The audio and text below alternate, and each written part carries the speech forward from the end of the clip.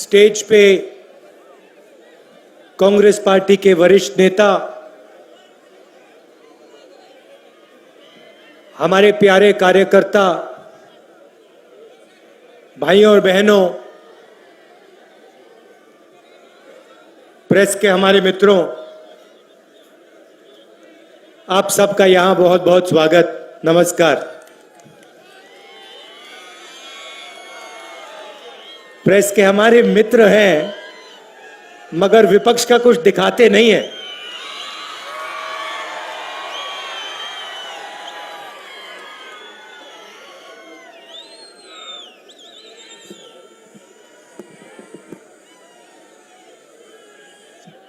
तकरीबन 2 महीने पहले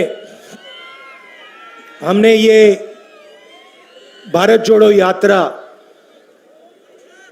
कन्याकुमारी से शुरू की और आज हम महाराष्ट्र में हैं। दिन भर चले, 6 बजे से चल रहे हैं, 7-8 घंटे चले हैं, 24-25 किलोमीटर चले हैं और हमारे साथ आप सब चले। धूप में, गर्मी में आपने अपनी शक्ति, अपना प्यार इस यात्रा को दिया। इसके लिए मैं दिल से आप सबका धन्यवाद करना चाहता हूं।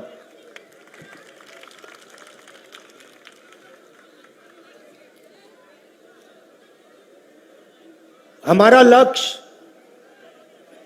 लंबे भाषण देना का नहीं है। आमतौर से राजनेता घंटों बोलते हैं, हमारा यह लक्ष्य नहीं।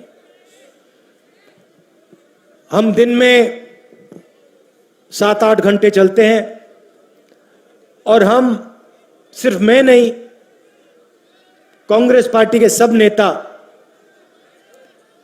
महाराष्ट्र की आवाज सुनने चल रहे हैं। तो 7 घंटे हम आपकी आवाज सुनते हैं, किसानों से बात करते हैं, छोटे व्यापारियों से बात करते हैं, युवाओं से बात करते हैं, माताएं बहनों से बात करते हैं। हम कुछ ज्यादा नहीं बोलते, चुप रहते हैं और जो आपके दिल में है वो हम 7 घंटा 8 घंटा सुनते हैं और अंत में चलने के बाद शाम को हम 15 मिनट 20 मिनट अपनी बात रखते हैं। बहुत सीखने को मिलता है। सबसे पहले, जैसे आप लोग जानते हो, गाड़ी में चलने और सड़क पे चलना बिल्कुल अलग चीज है।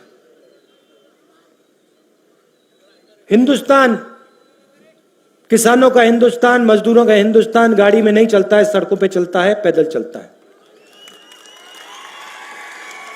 तो अगर उस हिंदुस्तान को समझना है तो हवाई जहाज, हेलीकॉप्टर, गाड़ी से नहीं समझा जा सकता है। अगर हिंदुस्तान को समझना है तो सड़क पे चलना होगा। और यही सबसे पहली बात, सड़क की क्वालिटी दिख जाती है। कैसी सड़क है, उस पे चला जा रहा है या नहीं, गड्ढे हैं या नहीं, ध्यान से चलना पड़ता है या आसानी से चला जा सकता है, सब पता लग जाता है। 5 मिनट में पता लग जाता है।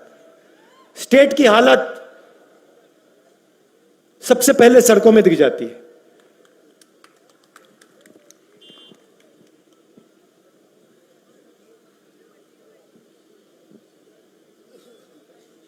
खुशी भी होती है। किसी से मिलो, युवा से मिलो, वो अपने सपने के बारे में बताता है, अच्छा लगता है। पढ़ाई के बारे में बताता है, दुख भी होता है। किसानों की आवाज, किसान की बात सुनकर दुख होता है। छोटे व्यापारियों की बात सुनकर दुख होता है।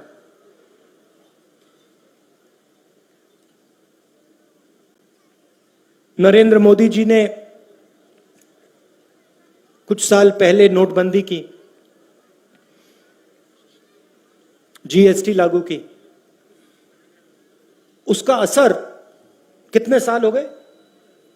कितने साल पहले की थी? 6 साल। तो 6 साल हो गए। जैसे सुनामी आती है, मुझे याद है मैं गया था जब सुनामी आई थी, तो सुनामी का एकदम असर तो होता है, मगर सुनामी का सच्चा असर 5-6 साल बाद दिखाई देता है। इसी प्रकार नरेंद्र मोदी जी ने जिस दिन नोटबंदी की, जिस दिन गलत जीएसटी लागू की, उन्होंने हिंदुस्तान पर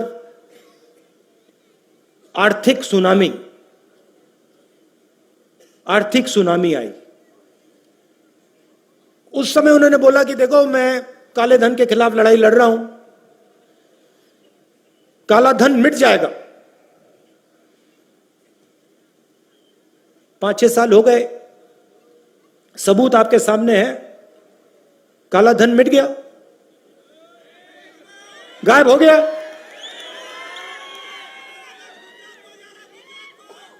नहीं, गुजरात को भैया आपके प्रोजेक्ट जा रहे हैं, वो काला धन अलग है, मगर आपके प्रोजेक्ट जा रहे हैं। जैसे एयरबस होता है, हवाई जहाज होता है, रनवे से टेक ऑफ करता है, देखा होगा आपने, देखा है ना? वैसे ही एयरबस का प्रोजेक्ट महाराष्ट्र से उड़ता हुआ चला गया, पता नहीं कहां चला गया, कहां गया, क्यों गया, क्यों गया? गुजरात में चुनाव आ रहे हैं, नहीं वो है किसके यहां गया, वो अलग बात। तो एयरबस का प्रोजेक्ट गया। अच्छा, आपके जेब में मोबाइल फोन है, दिखाओ जरा, ये इसके अंदर ये मोबाइल फोन का प्रोजेक्ट, फॉक्सकॉन का प्रोजेक्ट, ये कहां गया? तो महाराष्ट्र जो आपका है, हजारों करोड़ रुपए, और पैसे को छोड़ो, आपके युवाओं का भविष्य, उनका रोजगार आपके प्रदेश से छीना जा रहा है।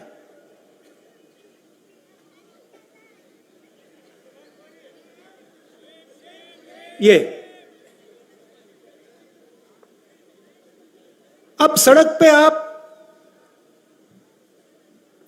युवा से बात करो, मैंने कहा कि इन सड़कों पे अच्छा लगता है, दुख भी होता है। आज मेरी एक युवा से बात हो रही थी, स्वराज नाम, बस लेके आया था अकेला, 3-4 किलोमीटर हमारे साथ मतलब चल रहा था। राहुल जी, मैं आपसे बात करना चाहता हूं, राहुल जी मैं आपसे बात करना चाहता हूं, राहुल जी मैं आपसे बात करना चाहता हूं। बहुत सारे लोग हैं तो लोग आते रहते हैं। आधा पौना घंटा लगा, आया।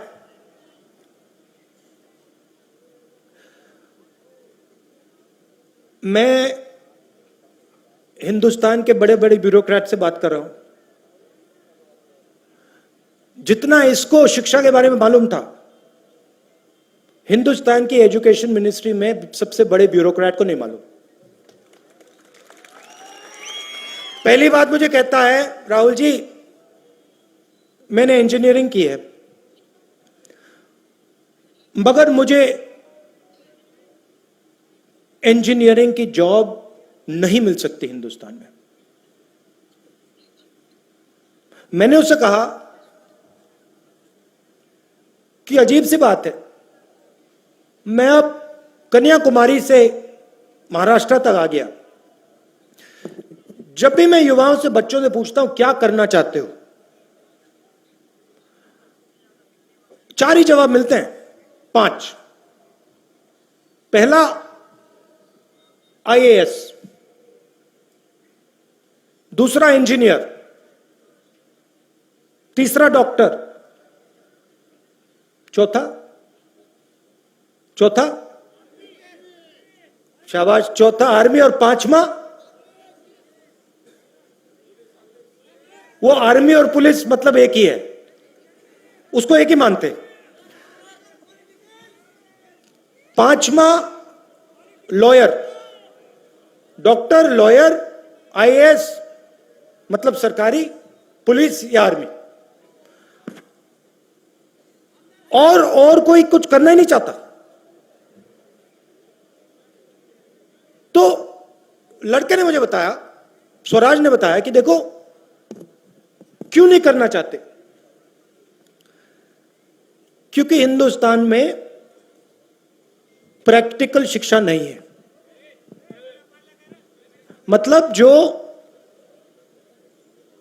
भी हम अपने स्कूल कॉलेज में सिखाते हैं, ये 5 काम उससे हो सकता है, उस शिक्षा से हो सकता है, मगर अगर व्यक्ति को, युवा को किसी कंपनी में जाके काम करना है, तो जो उसे स्कूल में सिखाया जा रहा है और जो उसको कंपनी में नॉलेज होनी चाहिए, जमीन आसमान का फर्क है।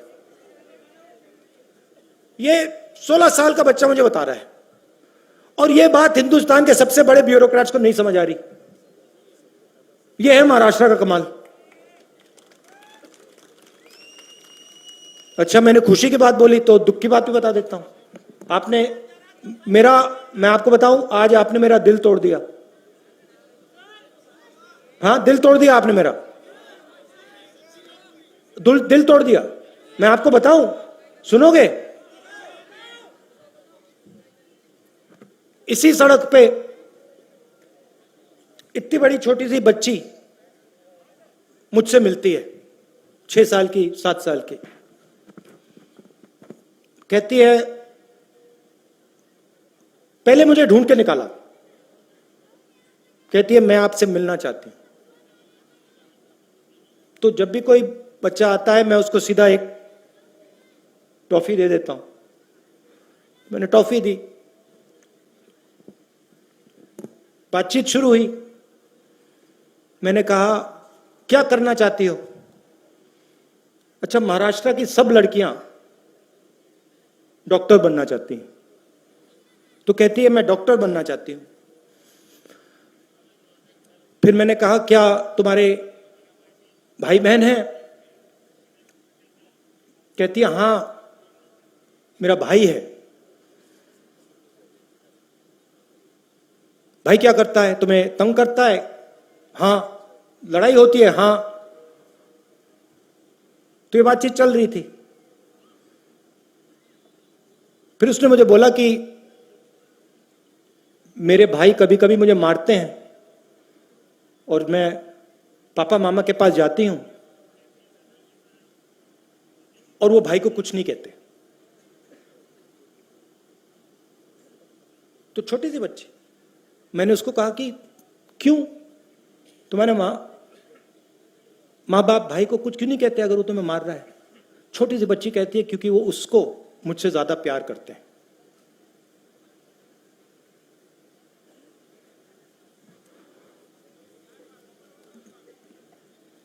सुनते हुए काफी दुख हुआ।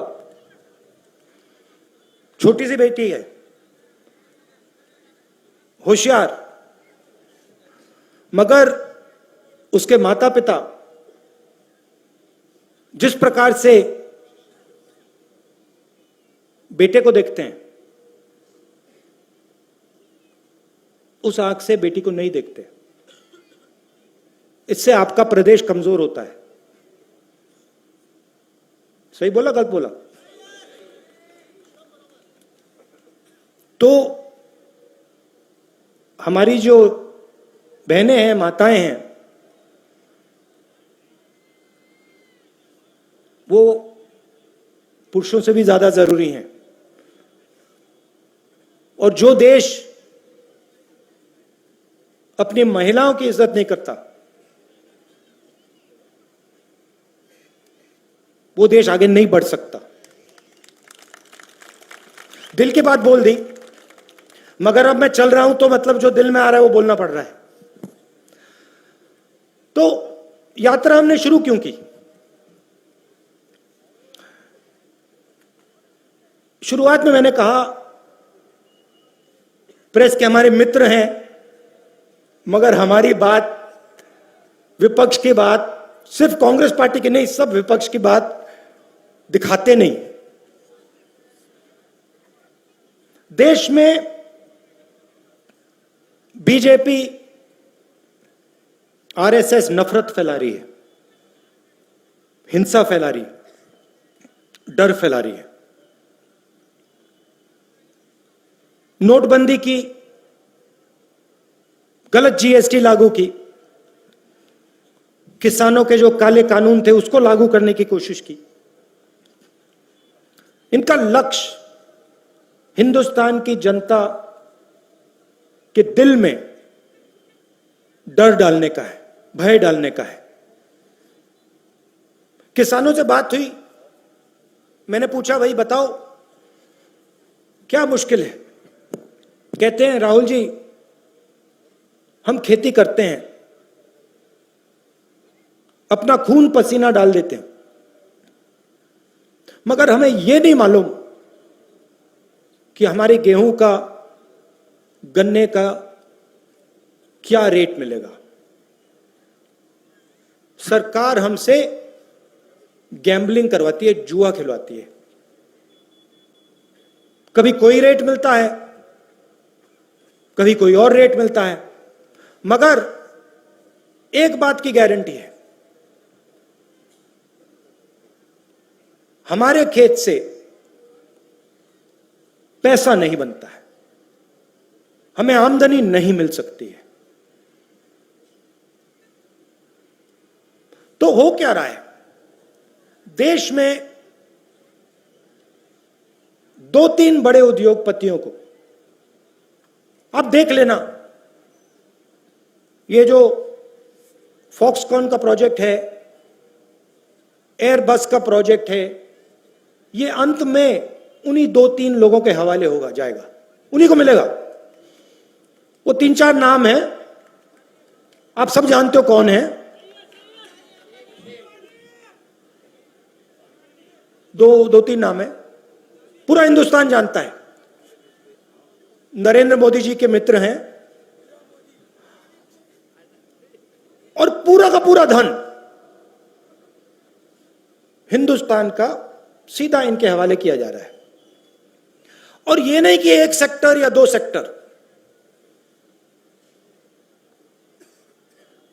किसी भी सेक्टर में, किसी भी सेक्टर को नहीं छोड़ा है। एयरपोर्ट, पोर्ट, इंफ्रास्ट्रक्चर, एग्रीकल्चर,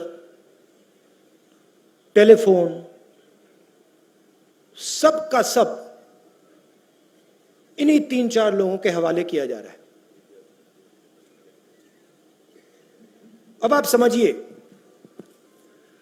आज मेरी मीटिंग में कोऑपरेटिव सेक्टर के साथ हमारी मीटिंग हो रही थी। उन्होंने कहा कि नरेंद्र मोदी जी ने बहुत बड़ी गलती की।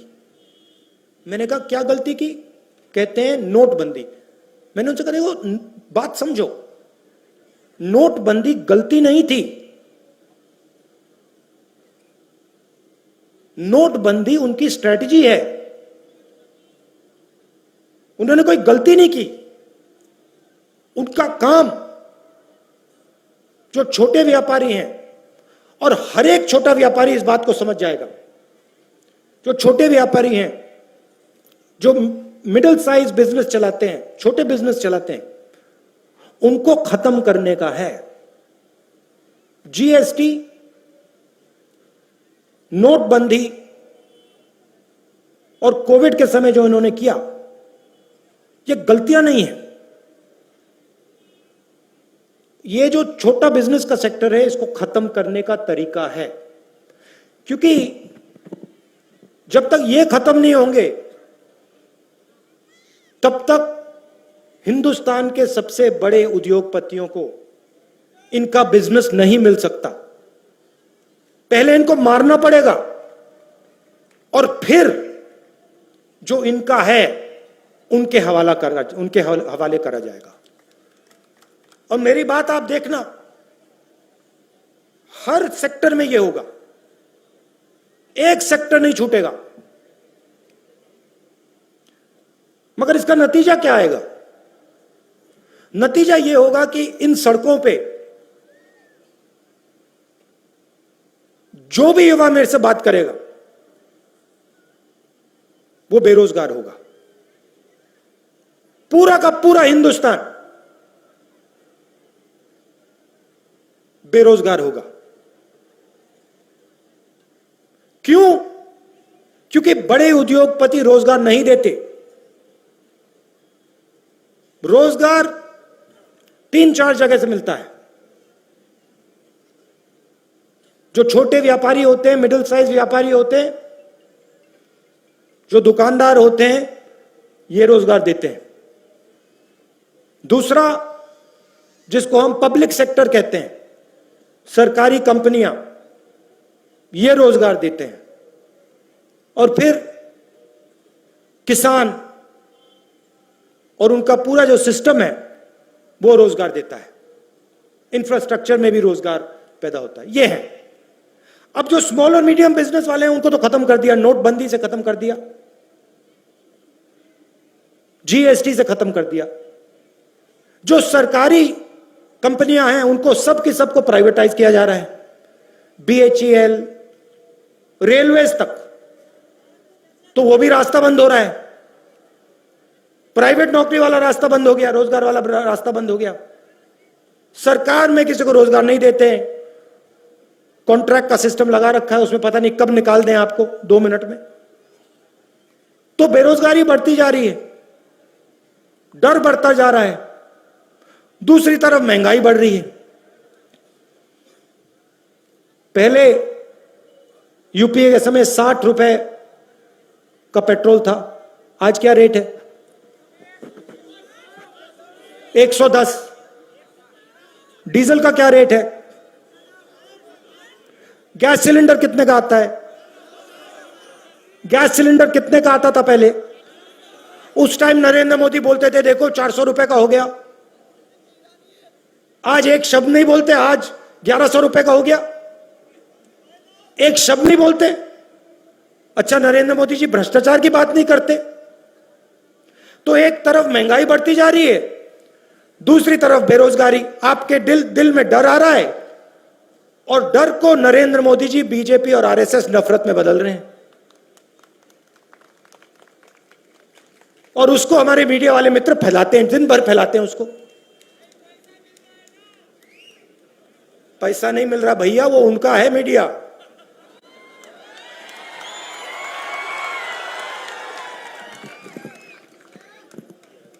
ये भैया किसान का हो, ये मजदूरों का नहीं है, ये किसानों का नहीं है, छोटे व्यापारियों का नहीं है।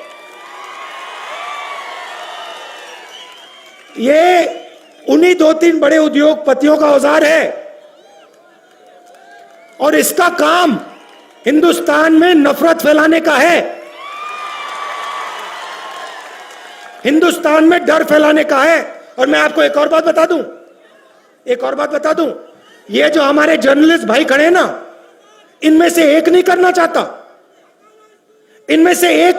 चाहता, ये सब देशभक्त हैं, एक नहीं करना चाहता, मगर चॉइस नहीं है, नौकरी से निकाल देंगे।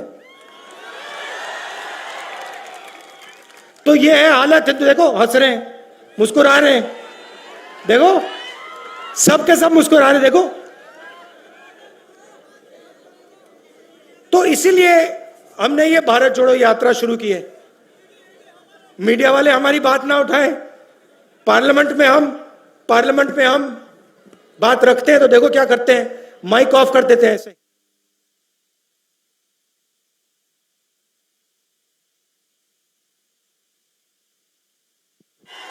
यहां पे तो कंट्रोल है माइक का, पार्लियामेंट हाउस में वहां पे ऐसे ही बंद हो जाता है 2 मिनट में, देखते ही रह जाते हैं हम। नोटबंदी की बात करो, माइक ऑफ। चाइना की सेना अंदर आ गई, 2000 स्क्वायर किलोमीटर हिंदुस्तान का उठा के ले गए, माइक ऑफ। ना बोलना है बोल लो, किसी को कोई कुछ नहीं दिखाई देगा, कुछ नहीं सुनाई देगा, माइक ऑफ। वो तो सब है भैया, ईडी शीडी से कोई डरता नहीं है, बात समझ लो। अच्छा, फिर नई चीज लाए मेरे साथ यहां पे इसी सड़क पे। मैंने कहा आपको, देखो हिंदुस्तान के युवा 5 चीजें करना चाहते हैं। सुनो सुनो, हिंदुस्तान के युवा 5 चीजें करना चाहते हैं। क्या करना चाहते हैं? IAS, police, army, doctor. यहां पे बहुत